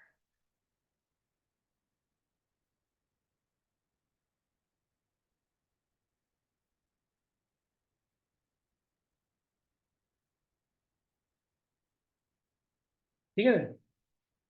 अन्य स्रोत कुछ संसद, तो आपसे सबसे पहले क्वेश्चन ये आ सकता है कि संसदीय विशेषाधिकार क्या है। संसदीय विशेषाधिकार पहली बात तो अनडिफाइंड है, तो इनको कहीं पर संकलित नहीं किया गया है, और ये मौलिक सॉरी ये संवैधानिक अनुच्छेदों में भी है, ये संसदीय कानूनों में भी है, और ये सदनों के नियमों में भी है, और ये मुख्य रूप से संसदीय परंपराओं में है, और कुछ मुख्य रूप से न्यायपालिका द्वारा भी व्याख्या की गई। ठीक है। अब एक सदन में क्या होता है ये ध्यान रखना, संसदीय विशेषाधिकार बनाए रखने की जरूरत क्यों है, क्योंकि एक तो सांसद जनता का प्रतिनिधित्व करते हैं, तो संसद अगर मान लो सांसदों को बोलने का अधिकार नहीं होगा, जनता की बात कैसे बोल पाएंगे। दूसरा, इसमें एक बात ये बोली गई है कि ये संसदीय सत्रों में सांसदों की उपस्थिति को सुनिश्चित करते हैं, विधायकों की गरिमा को बनाए रखते हैं, और शक्ति पृथक्करण के अंतर्गत संसदीय गरिमा को बनाए रखने के लिए अधिकार होना चाहिए, नहीं तो उनको कोई भी दबा देता।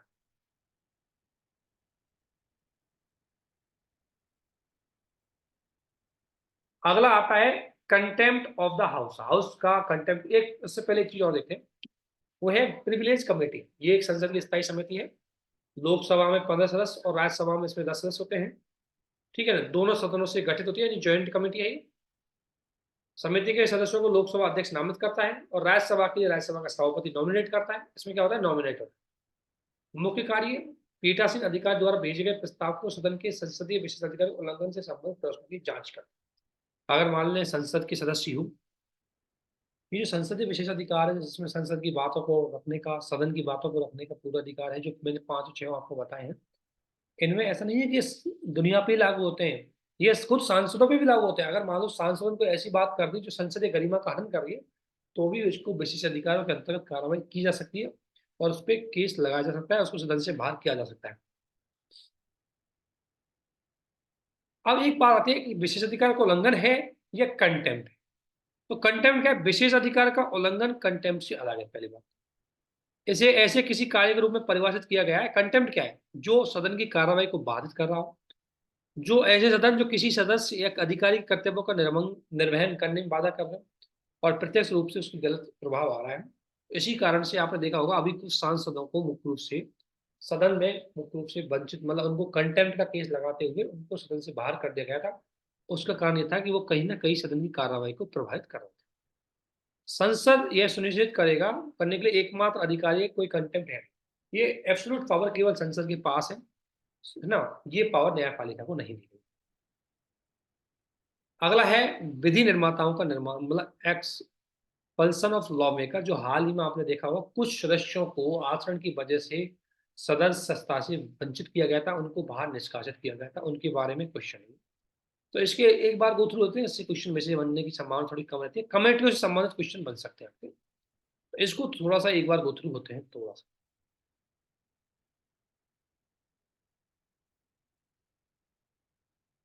देखो, अब आगे थोड़ा सा देखते हैं कि हाल ही में कुछ चीजें चल रही है, कि आपने देखा होगा कुछ लोकसभा और राज्यसभा दोनों जगह कुछ बहुत सारे सांसदों को निष्कासित किया गया था। तो वो क्या कारण है, क्या आधार है, उनको एक बार देखते हैं।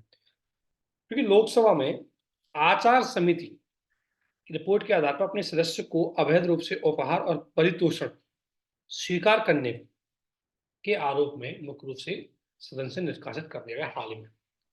अब क्या है, बेसिकली भारत में किसी सांसद का निष्कासन संवैधानिक और कानूनी आधार पर हो सकता है। दो आधार है, पहला संवैधानिक और दूसरा आर्थिक। संवैधानिक आधार क्या है, संसदीय विशेष अधिकारों के उल्लंघन या सदन की अवमानना पर दोषी पाए जाने वाले किसी भी सांसद को सदन से निलंबित करने का आधार संविधान में है। प्रत्येक सदन निष्कासन के प्रस्ताव को पारित करने के लिए साधारण बहुमत की आवश्यकता होती है, क्योंकि अगर किसी को हम निष्कासन करोगे तो प्रस्ताव लाना पड़ेगा, और साधारण बहुमत से होता है। और निष्कासन के लिए आचार समिति के आगे भागीदारी हमेशा आवश्यक नहीं होता। ये बात नहीं कि हर बार आप उसको आचार समिति के पास भेजे, डायरेक्टली उसको कर सकते हैं। सांसदों के निलंबन और निष्कासन का कानूनी आधार का दो आधार है, एक तो संवैधानिक आधार है, एक कानूनी अधिकार है। सदन की कार्रवाई को बहुत अच्छी तरीके से संचालित करने के लिए सदन का पीठासीन अधिकारी किसी भी सदस्य को सदन से बाहर जाने का आदेश दे सकता है। पीठासीन अधिकारी मीन्स आपका लोकसभा में लोकसभा अध्यक्ष और राज्यसभा में राज्यसभा का स्पीकर, जो चेयरमैन होता है वो, ये बेसिकली अतिरिक्त कदाचार के मामले में करता है, ठीक है। और थोड़ा सा देख लेते हैं ये समिति क्या होती है। समिति बेसिकली एथिक्स कमेटी और लोकसभा है। इसमें अध्यक्ष द्वारा नामांकित अधिकतम 15 होते हैं। वे 1 वर्ष से अधिक की अवधि के लिए पद पे बने रहते हैं। और लोकसभा में पहली बार 2000 में आई, राज्यसभा में 1997 में आई थी। और इसका कार्य क्या है, बेसिकली अगर अध्यक्ष कुछ ऐसे केस रिकमेंड करता है जिससे कहीं ना कहीं नैतिक आचरण से संबंधित शिकायत होती है, सिफारिशों को करना और सदस्यों के आचार संहिता को ये देखती है कि भाई सही है या नहीं है, और उसके बाद रिकमेंडेशन करती है, ठीक है। तो ये समिति लोकसभा में भी है और राज्यसभा में भी है।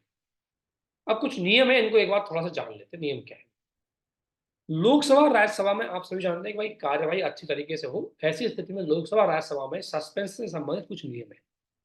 लोकसभा नियम क्या कहता है, नियम 373, 774 और 374A, ये 3 नियम लोकसभा में। इसमें ये 370 ऐसे आएंगे नहीं, बस थोड़ा सा जानकारी के लिए रखना, इतना डीपली यूपीएससी पूछती नहीं वैसे, बस थोड़ी जानकारी के लिए याद कर लेना इनको। यहाँ से क्वेश्चन बनने की संभावना कम है, बस थोड़ा सा पॉइंट याद रखें। यदि लोकसभा अध्यक्ष को यह लगता है कि किसी सदस्य का व्यवहार अव्यवस्थापूर्ण है, तो वह उस सदस्य को तत्काल सदस्य से बाहर चले जाने का निर्देश दे सकता है, और वह सदस्य उस दिन की शेष बैठक से अनुपस्थित रह सकता है। मान लो लोकसभा को लगता है कि यार ये सदस्य बहुत ज्यादा बकवास कर रहा है, बहुत ज्यादा स्थिति खराब कर रहा है, तो वो उसको सदन से बाहर कर सकता है, ये उसके पास पावर होता है। 374 में क्या है, अगर लोकसभा स्पीकर को लगता है कि उस सदस्य के नाम ले सकता है जो अध्यक्ष के प्राधिकार की अपेक्षा कर रहा है, अध्यक्ष की बातों को नहीं मान, और ऐसी स्थिति में वो, देखो 373 में क्या है कि उसी दिन के लिए उसको सस्पेंड किया जाता है, और 374 में क्या है कि पूरे सदन से शेष सेशन है, जो सेशन चल रहा है उस सेशन से ही उसको बाहर कर सकते हैं। और 374 2001 में लाया।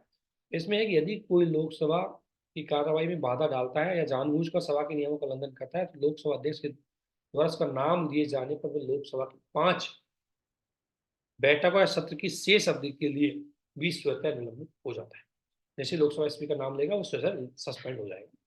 तो इसमें अलग अलग नहीं, 73 में है कि 1 दिन के लिए, 74 में है कि उसको पूरा शेष सेशन से दूर किया जाता है, और 74A में यह है कि उसको 5 बैठक या शेष अवधि जो भी पहले कम है, या तो 5 बैठक पहले हो जाएंगी, या शेष अवधि सत्र की शेष अवधि, यानी कि सत्र की अवधि में अगर कम है तो कम को पहले शामिल किया जाए। ऐसे राज्यसभा में 255 256 255 में राज्यसभा का सभापति किसी को लगता है कि ये डिस्टर्बेंस कर रहा है तो उसको सदन से तुरंत बाहर जाने का आदेश दे सकते हैं।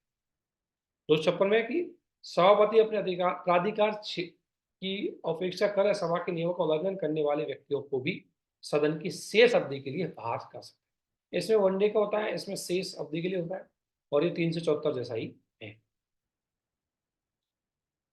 देखो अनुच्छेद 122 में क्या बात हो रही है वो ऑलरेडी मैं आपको मेंशन कर चुका हूँ। अनुच्छेद 122, देखो ये टेक्निकली मैं इसको थोड़ा डीपली इसलिए ले रहा हूँ क्योंकि यहाँ से क्वेश्चन बनने की इस बार संभावना है, क्योंकि इस बार सस्पेंशन और एक्सपल्सन बहुत ज्यादा है। सदन से बहुत सारे, आपने देखा हो कम से कम 70 सदस्य ऐसे हैं जिनको सदन से बाहर निकाल दिया गया था संसदीय सदन की कार्रवाई के दौरान, तो इसलिए थोड़ा करंट में बनता है। देखिए संविधान का अनुच्छेद 122 क्या कहता है कि न्यायपालिका प्रक्रिया की कथित अनियमितता के आधार पर सदन की किसी भी कार्रवाई की वैधता की जांच नहीं कर सकती। आपको उससे स्पष्ट रूप से बात है कि जो सस्पेंड कर दिया, एक्सपल्सन कर दिया, तो उस मामले की जांच न्यायपालिका नहीं कर सकती, आर्टिकल 122 में लिखा हुआ है। हालांकि वो कुछ 2007 में न्यायपालिका ने निष्कासन को किया, एक मामला देखा, लेकिन निष्कासन को बरकरार रखा। न्यायपालिका ने सिर्फ इतना कहा कि किसी भी अवैध आधार पर इस तरह की कार्रवाई हम न्यायपालिका की जांच में हम ले सकते हैं। 122 आपको संसद को अधिकार देता है, लेकिन हमें लगता है क्योंकि हम अंतिम रूप से संविधान के संरक्षक हैं, न्यायपालिका अंतिम रूप से संविधान का संरक्षक है, उसको लगता है कि किसी प्रोविजन के अंतर्गत अगर उसका मिसयूज हो रहा है सदन में, संसद की कार्रवाई में, तो हम उसका रिव्यू कर सकते हैं। यह ध्यान देने होगा निष्कासन और अयोग्यता एक समान नहीं है। निष्कासन और अयोग्यता दोनों का निर्धारण भारतीय संविधान है। अयोग्यता का मतलब है कि आगे चुनाव नहीं लड़ सकता, जबकि निष्कासन का मतलब है कि उसको बाद में चुनाव लड़ सकता है। अयोग्य का मतलब है वो बाप, जैसे राहुल गांधी को 2 साल की सजा मिलने के बाद उसको अयोग्य घोषित किया गया, इसका मतलब अगले साल भी चुनाव नहीं लड़ पाता, लेकिन बाद में उसको रिस्टेट कर दिया गया। और निष्कासन का मतलब अगर किसी को सस्पेंड कर दिया तो अगली बार चुनाव लड़के दोबारा। अयोग्यता के आधार ये है, ये ऑलरेडी हमारे संविधान में है, हम ऑलरेडी सभी चीजों को पढ़ चुके हैं। एक तो अयोग्यता का आधार है 1951 के आरपीए में, कि इसके अंतर्गत राहुल गांधी को अयोग्य घोषित किया गया था कि उसको 2 वर्ष से अधिक की कारावास के साथ, 2 या 2 से अधिक, इसमें 2 वर्ष भी शामिल, ध्यान रखो, अधिक वर्ष की अगर किसी को कारावास की सजा सुनाई जाती है तो उसे अयोग्य घोषित माना जाएगा। और सबसे बड़ी बात है, जैसे 2024-23 में सुनाई गई है, 2025 में खत्म हो रही है, 2025 से लेकर के 6 वर्षों तक वो है व्यक्ति इलेक्शन नहीं लड़ सकता। ठीक है। दूसरी योग्यता 10वीं अनुसूची के अंतर्गत, अगर मान लें वो 10वीं अनुसूची आपने बहुत अच्छे से पढ़ी हुई, अगर उसने 10वीं अनुसूची के अंतर्गत कुछ बातों का उल्लंघन किया है तो भी अयोग्य हो सकता है। और तीसरी संविधान में, संविधान के अनुच्छेद 102 और 191, 102 संसदों के लिए, 191 विधानसभा के लिए, यह बात करता है कि अगर कोई व्यक्ति लाभ का पद धारण करता है तो भी अयोग्य हो सकता है। अगर मानसिक है और अदालत द्वारा उसको सर्टिफाइड किया गया है कि वो बिल्कुल से मानसिक रूप से पागल है, तब भी उसे अयोग्य घोषित किया जाता है। उसके अलावा वो अनडिस्चार्ज इंसॉल्वेंट है तो भी, मतलब इंसॉल्वेंट है, तब भी उसको अयोग्य घोषित किया जाता है। ध्यान रखना, यूपीएससी क्वेश्चन बहुत ट्रैकी पूछती है। ट्रैक कैसे पूछेगी? वो पूछेगी कि यहाँ पर किसकी चीज कहाँ पर लिखी हुई है। संसद के नियमों में लिखी हुई है, लोकसभा के नियमों में लिखी हुई है, राज्यसभा के नियमों में लिखी हुई है, संविधान में लिखी हुई है, या आरपी एक्ट में लिखी हुई है। इसको लेकर के क्वेश्चन बनते हैं। तो आप कंफ्यूजन मत हो ना, कौन, ये क्लियर कट रखना कि कौन सी अयोग्यताएं हैं किस किस पार्ट में लिखी हुई। संसद के किसी भी संसद द्वारा बनाए गए कानून का आधार पर उसको अयोग्य घोषित किया जाता है। तो ये चीज आपको ध्यान रखनी। देखो 10वीं अनुसूची बहुत ज्यादा हाईलाइटेड रही है, इसका बेसिक आप सभी ने बहुत पहले पढ़ रखा था, ठीक है ना। तो ज्यादा मुझे नहीं लगता है इसको आपको दोबारा देखने की जरूरत है, ऑलरेडी आप सभी ने इसको पढ़ रखा है। सभी जानते हैं आप 10वीं अनुसूची 10th शेड्यूल, ये दल बदल कानून के तहत जोड़ी गई थी, ठीक है ना। अभी करंट में क्यों है? क्योंकि महाराष्ट्र विधानसभा के अध्यक्ष ने दल बदल विरोधी कानून के तहत विधायकों की अयोग्य ठहराने की मांग सभी सदस्यों की याचिकाओं को खारिज कर दिया गया। तो मतलब अयोग्यता का निर्धारण करना उस पीठासीन अधिकारी का डिसीजन होता है। लोकसभा अध्यक्ष के पास होता है, राज्यसभा में राज्यसभा, और इसके अलावा मुख्य रूप से विधानसभा स्पीकर के पास होता है अंतिम निर्णय। ये आप सभी जानते हैं, इसको ये आप पढ़ लेना एक बार, ऑलरेडी हम इसको डिस्कशन कर चुके हैं। विप की सारी चीजें आपकी हो चुकी है, इसको एक बार गो थ्रू हो लेना अच्छे से, क्योंकि ऑलरेडी हम सारी चीजें डिस्कशन कर चुके हैं हमारे पॉलिटी। राष्ट्रपति और राज्यपाल की अध्यादेश जारी करने की शक्ति। अभी देखो, ये कोई नई चीज नहीं है, अध्यादेश जारी करने की शक्ति जारी कर सकते हैं, लेकिन करंट में क्यों है? करंट में इसलिए कि 2019 के बाद राष्ट्रपति द्वारा जारी किए गए अध्यादेशों की संख्या में गिरावट आई है। 2022 में कोई भी अध्यादेश जारी नहीं किया है, पहली बार। इतनी बड़ी बात हुई है लगभग 59 सालों में कि हम पहली बार अध्यादेश जारी नहीं कर सके, इसलिए ये बात करंट में आई। Ordinance making power of presidents and governance के अनुसार ये है कि हमने 2022 में एक भी अध्यादेश जारी नहीं किया, तो थोड़ा मामला तो अच्छी बात है। चलो एक बार देख लेते हैं अध्यादेशों को। आप सभी जानते हैं अध्यादेश क्या है, बेसिकली ये कार्यपालिका ही कानून होते हैं, क्योंकि गवर्नर और राष्ट्रपति बेसिकली अंतिम जो भाग होते हैं वो बेसिकली कार्यपालिका होते हैं, और इनको मुख्य रूप से कानून बनाने की शक्ति मिलती है। लेकिन शर्त यह है कि संसद या राज्य विधानमंडलों के दोनों सदनों में से किसी एक का सत्र नहीं चल रहा हो और कोई आपातकालीन स्थिति की जरूरत है, तो ऐसी स्थिति में अध्यादेश लागू किया जा सकता है। अध्यादेश जारी करने की शक्ति सबसे पहले भारतीय परिषद अधिनियम 1861, भारत शासन अधिनियम 1919 और भारत शासन अधिनियम 1935 में इसको प्रयोग में लाया गया था। 123 के अंतर्गत राष्ट्रपति को पावर है, एक 213 के अंतर्गत गवर्नर को ये पावर है कि वो अध्यादेश जारी कर सकता है।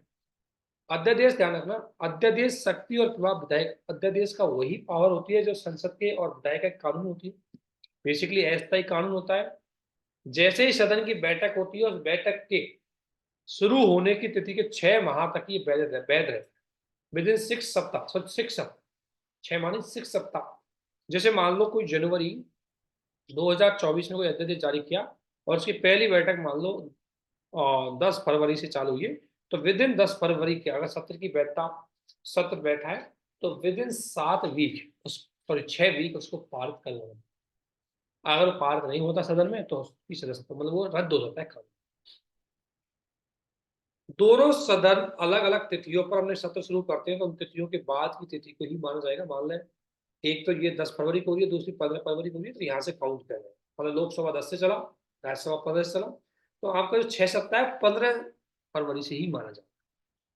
जब राष्ट्रपति राज्यपाल से वापस लेता है, दोनों सदन से अस्वीकार करते हुए रेजोल्यूशन पारित कर देते हैं, तो अध्यादेश में पहले ही समाप्त है। दो चीजें, या तो राष्ट्रपति को लगता है, या तो इसके 6 सप्ताह खत्म होते ही ये एक्सपायर हो जाएगा, या राष्ट्रपति या राज्यपाल को लगता है कि हमें इसको वापस लेना है तो वापस ले सकते हैं, या मुख्य रूप से संसद की या विधानसभा को लगता है कि इसको रद्द किया जाए तो रद्द कर सकते हैं। राज्य विधायिका में इसे अस्वीकार करने वाला संकल्प विधानसभा में पास किया जाता है, विधानसभा की इसमें सहमति लेनी पड़ती है विधान परिषद। अध्यादेश केवल उन्हीं मामलों में जारी किए जाते हैं जिसमें संसद और विधानमंडल को कानून बनाने का अधिकार है। मुख्य रूप से संसद जिन जिन विषयों पर कानून बना सकती है, राष्ट्रपति उन विषयों पर कानून अध्यादेश बना सकता है, और विधानसभा जिन जिन विषयों पर कानून बना सकती है, गवर्नर उन विषयों पर मुख्य रूप से इसको बना सकता है। हालांकि किसी राज्य का राज्यपाल निम्नलिखित मामलों में राष्ट्रपति के निर्देश के बिना अध्यादेश जारी नहीं कर सकता।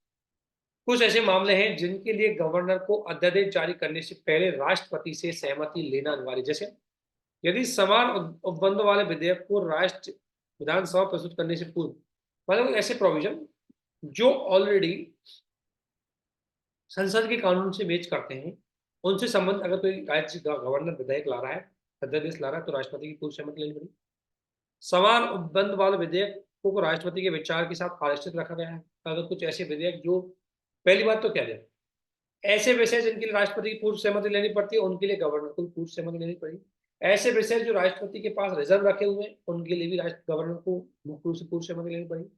और ऐसे उपबंध जिसपे मुख्य रूप से राष्ट्रपति की सहमति के बिना विधानसभा कानून नहीं बना सकती, उस विषय पर भी मुख्य रूप से गवर्नर को अध्यादेश जारी करने से पहले राष्ट्रपति की सहमति लेनी। ये बात आपको याद रखनी। सुप्रीम कोर्ट में कई केस आया, सबसे पहले आरसी कूपर बाद आया। आरसी कूपर बाद में सुप्रीम कोर्ट ने स्पष्ट बोला कि अध्यादेश की शक्ति का मैं रिव्यू कर सकता हूं, क्योंकि अध्यादेश की बात यह है कि यह केवल एक आपातकालीन कानून है। अगर आपको आपातकालीन कानून की जरूरत नहीं है तो आप अध्यादेश नहीं ला सकते। डीसी बारवा केस में सुप्रीम कोर्ट ने बोला कि आप इसको बार बार रिपीट नहीं कर सकते। यही बात कृष्ण कुमार सिंह केस में बोली कि न्यायपालिका मुख्य रूप से राष्ट्रपति के अध्यादेश और गवर्नर के अध्यादेश का रिव्यू कर सकती है कि वो क्या संवैधानिक प्रोविजनों के अनुसार है या नहीं है। इसमें देखो, इसमें बोला गया कि हमें तुरंत देखना पड़ेगा आपातकालीन स्थिति है या नहीं। डीसी वर्मा ने बोला आप रिपीट नहीं करोगे, और कृष्ण कुमार ने बोला कि न्यायपालिका रिव्यू कर सकती। इसके बाद आता है दोस्तों संसद का सचिवालय।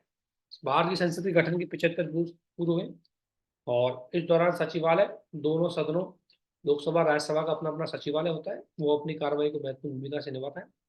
सचिवालय की अगर हम बात करें तो 19 संसद का जो अनुच्छेद है संविधान का 98, वो दोनों के लिए अलग अलग सदन के लिए अलग अलग सचिवालय की बात करता है, और सचिवालय में उसका स्टाफ, उसके ऑफिसर्स, उसके कर्मचारी अपने अलग होते हैं। संसद कानून द्वारा सदन के प्रत्येक सदन के सचिवालय कर्मचारी की भारतीय नियुक्ति, उनकी सेवा शर्ती संबंध, संसद को पावर होती है कि वो उनकी सेवा शर्तों से संबंधित कानून बना सकती है। हालांकि संसद ने अभी तक ऐसा कोई कानून नहीं बनाया। ऐसी स्थिति में संसद के दोनों सदनों के लिए सम्मिलित पदों के सृजन की भी अनुमति देता है। तो संसद के जो सचिवालय होता है, उनके जो कर्मचारी होते हैं, उनकी अपनी अलग तरीके से भर्ती प्रक्रिया होती है। नॉर्मली भर्ती प्रक्रिया होती है वो डीओपीटी कार्यपालिका के कंट्रोल में होती है, लेकिन संसद के जो कर्मचारी होते हैं उनकी भर्ती प्रक्रिया संसद करती है। न्यायपालिका के जो कर्मचारी होते हैं उसकी प्रक्रिया न्यायपालिका करती है। बाकी सभी कर्मचारियों की प्रक्रिया कार्यपालिका क्योंकि इनको शक्ति पृथक्करण के अंतर्गत स्वायत्तता दी गई है।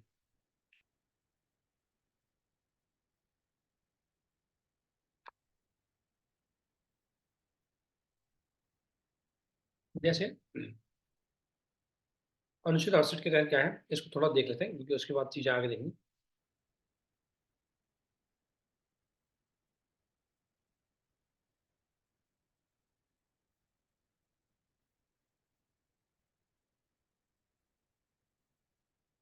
देखो, अनुच्छेद 187 क्या कहता है कि राज्य विधानसभाओं के भी अपने पास, जैसे आपको 98 में संसद के सचिवालय होते हैं, वैसे 187 में राज्य विधानसभाओं के भी सचिवालय होते हैं। राज्य लोकसभा और 1958 में अस्तित्व में आई राज्यसभा लोकसभा। हालांकि लोकसभा के सचिवालय को संसदीय सचिवालय भी कहा जाता है। इसके विपरीत राज्यसभा के सचिवालय को राज्य परिषद सचिवालय के नाम से जाना जाता है। 1954 में इनका नाम बदल दिया, पहले ये नाम से आई, बाद में इनका नाम बदल दिया। अब वर्तमान में राज्यसभा सचिवालय लोकसभा सचिवालय कर दिए गए। दोनों सदनों के सचिवालयों को कार्यात्मक आधार पर 10 सेवाओं में वर्गीकृत किया गया, अलग अलग इनके पास पावर है। लोकसभा अध्यक्ष और राज्यसभा अपने अपने सचिवालय के पदों का निर्धारण करते हैं। दोनों सदनों के महासचिव का पद भारत के कैबिनेट सचिव के समकक्ष होता है।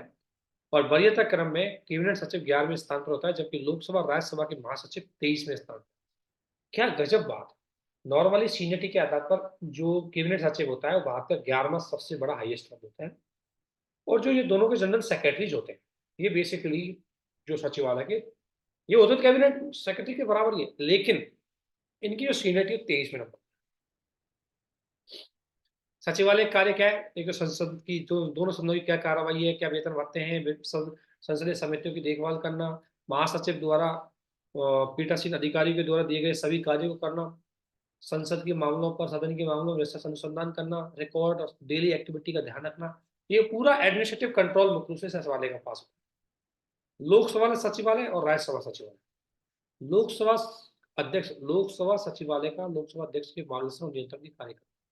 आप सभी जानते हैं जो लोकसभा सचिवालय है उसका पूरा कंट्रोल लोकसभा स्पीकर के पास होता है, और जो राज्यसभा सचिवालय है उसका पूरा कंट्रोल राज्यसभा के स्पीकर के पास होता है। ठीक है।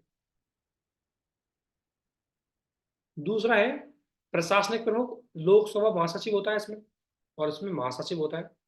भर्ती और सेवा शर्तें, ये लोकसभा सचिवालय नियम 1955 द्वारा शासित होती है, और इन नियमों को राष्ट्रपति ने लोकसभा अध्यक्ष के परामर्श से ही प्रख्यात किया है, यानी कि इनको लाया गया है। राष्ट्रपति लेके आया, लेकिन किसकी सहमति से लेके आया?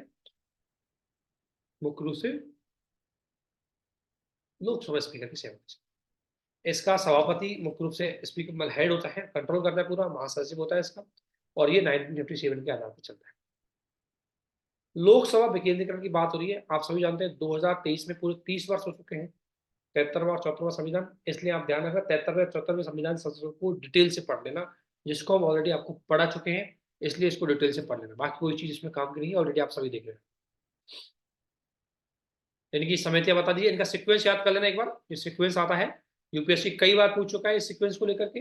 हमारे जो रिवीजन बैच में उसको हमने अच्छे से एक्सप्लेन किया गया, इसको यहाँ नहीं देखेंगे।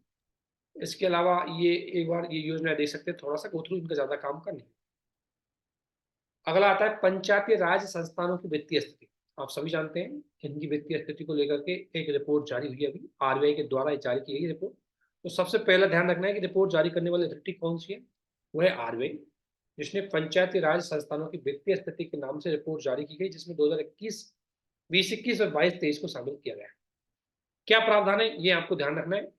ये बेसिकली हमने 73वें 74वें संविधान संशोधन के दौरान आपको पढ़ा दिए गए थे, फिर भी एक बार देख देखो।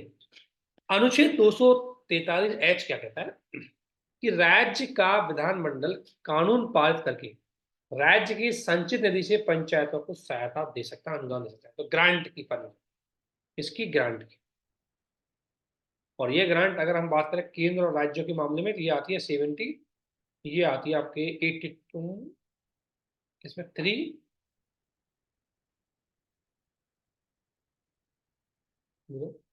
में एक अनुच्छेद है आपका 280, 275 में आती है, 275, 282 समझ हैं। तो अनुदान की पावर मुख्य रूप से जैसे संघ सरकार के पास होती है, वैसे ही राज्य भी स्थानीय शासन को भी अनुदान दे सकते हैं। पंचायत, यह पंचायत को कर, शुल्क, पदकर, फीस लगाने, एकत्रित करने का भी अधिकार देती है। विधानसभाएं उनको अधिकार देगी। अनुच्छेद 243 आई में क्या है? पंचायतों की स्थिति की समीक्षा और उनकी वित्तीय स्थिति संभालने के लिए राज्य वित्त आयोग का गठन किया जाएगा। हर 5 साल राज्य वित्त आयोग का गठन होगा, जैसे हमारे यहाँ फाइनेंस कमीशन में गठन होता है, आर्टिकल 280। इसके साथ साथ जो सेंट्रल का वित्त आयोग है उसको भी एक अथॉरिटी दी गई इस 73वें संविधान संशोधन के अंतर्गत, कि राज्यों की पंचायतों की स्थिति को सुधारने के लिए और उनके संसाधनों का अधिकतम यूज करने के लिए राज्य संचित निधि को बहुत महत्वपूर्ण तरीके से आगे बढ़ाने के लिए मुख्य रूप से केंद्रीय वित्त आयोग सिफारिश करेगा राष्ट्रपति को। ठीक है। उसके बाद आता है इसके वित्त के स्रोत कहाँ क्या है, ये इंपॉर्टेंट है थोड़ा। स्रोत क्या क्या है ये आपसे पूछ सकते हैं कि इनके स्रोत क्या क्या है, इसको थोड़ा सा देख लेते हैं। पहला, राजस्व के आंतरिक स्रोत है, स्वयं के क्या क्या स्रोत है। तो स्थानीय शासनों के स्वयं के क्या क्या स्रोत है? पहला स्रोत है कर को प्राप्त, जैसे भूमि या भवन दोनों पर संपत्ति कर, निजी शौचालय पर कर, प्रकाश पर, पंचायतों के व्यवसाय वृत्ति करने वाले व्यक्तियों पर कर। गैर कर के अंतर्गत मतलब पंचायत क्षेत्र में विक्रय के लिए बाहर से माल मंगाने वाले व्यक्तियों पर बाजार कर, और पंचायत के क्षेत्र में पशुओं की बिक्री पर भी शुल्क। ये छोटे छोटे टैक्स लगाए जाते हैं पंचायत के द्वारा। दूसरा, केंद्रीय वित्त आयोग और राज्य वित्त आयोग से धन मिलता है। मुख्य रूप से शर्तों के तहत इनको अनुदान मिलता है स्वास्थ्य, शिक्षा संबंध। गैर शर्त जैसे, देखो शर्त का मतलब है जो खर्च मिलेगा वो इन्हीं में खर्च करना है। और गैर शर्त की बात करूं मैं, तो बेसिकली स्थानीय आवश्यकताओं के लिए दिया जाता है। इनकी परफॉर्मेंस बेस भी इनको फंड मिलता है। विशेष श्रेणी की अगर कोई ग्रांट है वो भी इनको मिलती है कुछ इमरजेंसी सिचुएशन में। अन्य स्रोत क्या है? मनरेगा, केंद्रीय योजनाएं, केंद्रीय प्राइवेट योजनाएं, स्टेट गवर्नमेंट की योजनाएं, अंतर्राष्ट्रीय संस्थाओं के द्वारा दिए गए ग्रांट, वो भी इनके आय के स्रोत होते हैं। ये आपको ध्यान रखना, ठीक है। इसके बाद अगले वीडियो में इसको देखेंगे क्योंकि थोड़ा बड़ा है इसको। और जो चीजें करंट स्टेट लोकल जो चीजें हैं हमारी खुद की, वो हम खुद ही उसमें उनको ज्यादा डिक्लेयर नहीं करेंगे। जो चीजें करंट की चीजें उनको ज्यादा फोकस करेंगे। बाकी देखो ये सारी चीजें ये है, अभी पूरा करा रखा है, इसमें यहाँ पढ़ने की कोई जरूरत नहीं है, ठीक है। तो जो चीज ऐसा लगता है कि हमने स्टैटिक में नहीं पढ़ाई, उसी को इसमें कवर किया जाएगा, बाकी चीज को कवर इसमें नहीं किया जाएगा। इसको आप गो थ्रू करें क्योंकि हर चीज से क्वेश्चन, हर चीज को ऑलरेडी पढ़ चुके हैं तो रिपीटेशन होगा और समय ज्यादा लगेगा आपको। ऑलरेडी आप उसको गो थ्रू हो सकते हैं, लेकिन ऑलरेडी हमने बहुत सारी चीजें ऑलरेडी पहले से ही डिस्कस की हुई। आप सभी को हमारे साथ बने रहने के लिए बहुत बहुत धन्यवाद।